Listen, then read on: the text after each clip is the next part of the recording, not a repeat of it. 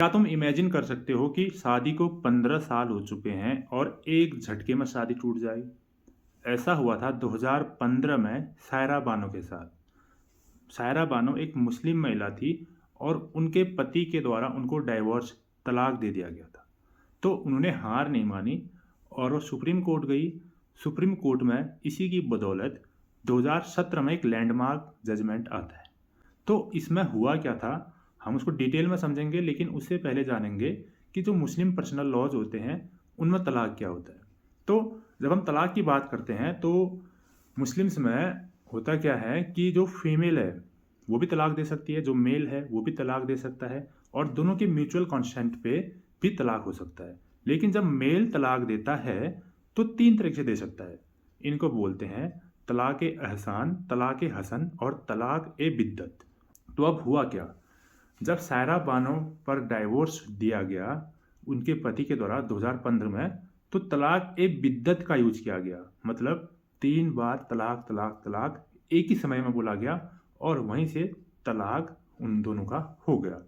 तो सायरा बानो ने इसको कोर्ट में चैलेंज किया अनेक ग्राउंड्स पर। उन्होंने कहा कि जो तलाक ए बिद्दत है वो अनकॉन्स्टिट्यूशनल है, और ना ही ये शरीयत लॉ में मेंशन है, ना ही इसका मेंशन कुरान में है, ना ही हदीस में है।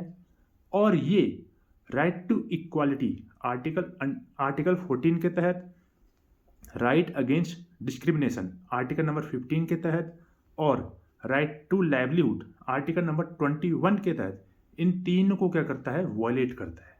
और ये भी कहा कि जो ये तलाक बिद्दत है ये इसको प्रोटेक्शन नहीं है आर्टिकल नंबर 25, 26 और 29 के तहत। ओके, तो इन ग्राउंड्स पर इस तलाक बिद्दत को चैलेंज किया गया कहाँ, सुप्रीम कोर्ट में। और जब सुप्रीम कोर्ट का डिसीजन आया तो ये आया कि जो तलाक ए बिद्दत है वो अनकॉन्स्टिट्यूशनल है, और इसके लिए गवर्नमेंट को या पार्लियामेंट को कुछ रूल्स क्रिएट करने होंगे इन गलत प्रैक्टिसेस के लिए।